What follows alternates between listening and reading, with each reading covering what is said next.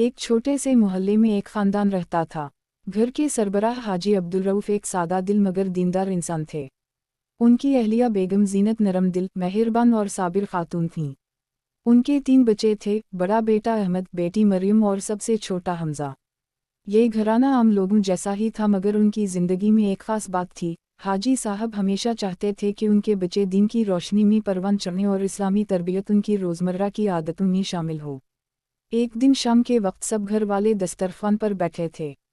खाने से पहले हाजी साहब ने दुआ पढ़ी और बच्चों को भी तलकीन की कि हर लुक़मा अल्लाह का शुक्र अदा करते हुए खाना है। अहमद ने सवाल किया, अब्बू, हम स्कूल में भी खाना खाते हैं लेकिन अक्सर बच्चे दुआएं नहीं पढ़ते, क्या ये वाकई इतना ज़रूरी है? हाजी साहब मुस्कुराए और बोले, बेटा, छोटी छोटी आदतें इंसान के दिल को अल्लाह के करीब कर देती हैं। जब हम हर काम अल्लाह के नाम से शुरू करते हैं तो अल्लाह बरकत देता है। यही सबसे आसान इस्लामी तरबियत है जो घर से शुरू होती है। मरियम भी बात में शरीक हो गई। वो बोली, अम्मी, जब हम छोटे थे तो आप हर रात सोने से पहले हमें दुआएं सिखाती थीं, वो बहुत अच्छा लगता था। बेगम जीनत ने कहा, बेटी, यही असल सरमाया है। बचपन में सीखा हुआ सबक हमेशा याद रहता है। जब तुम बड़ी होकर अपनी औलाद को यही दुआएं सिखाओगी तो ये नेकी का सिलसिला कभी नहीं रुकेगा। उसी दौरान छोटा हमजा शोर मचाने लगा कि वो कुरान पढ़ने के लिए बैठना नहीं चाहता। हाजी साहब ने उसे नरमी से अपने पास बिठाया और कहा, हमजा बेटा, कुरान पढ़ना बूझ नहीं है, ये रोशनी है।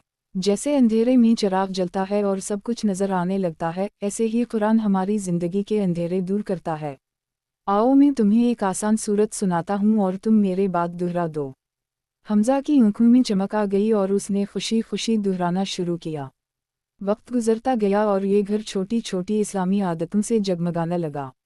सुबह फजर के वक्त सब जागते, बाजमात नमाज पढ़ते, खाने पीने के आदाब अपनाते, सलाम को आम करते और हर रात सोने से पहले कुरान या जिक्र करते। मोहल्ले के लोग भी हैरान होते कि आखिर ये छोटे छोटे बच्चे इतनी अच्छी आदतों वाले कैसे हैं। तब हाजी साहब कहते, इस्लामी तरबियत मुश्किल नहीं, अगर हम घर से शुरू करें तो यही आसान तरबियत आगे चलकर मुआशरे को सनूर देती है। वक्त गुजरता गया और हाजी अब्दुल रऊफ का घर एक छोटा सा मदरसा मालूम होने लगा।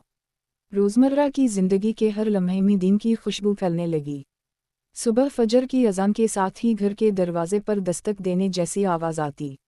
दरअसल हाजी साहब आदत के मुताबिक सबके कमरों के पास आकर आहिस्ता से आवाज़ देते, उठ जाओ बच्चों, अल्लाह के मेहमान बनने का वक्त आ गया है।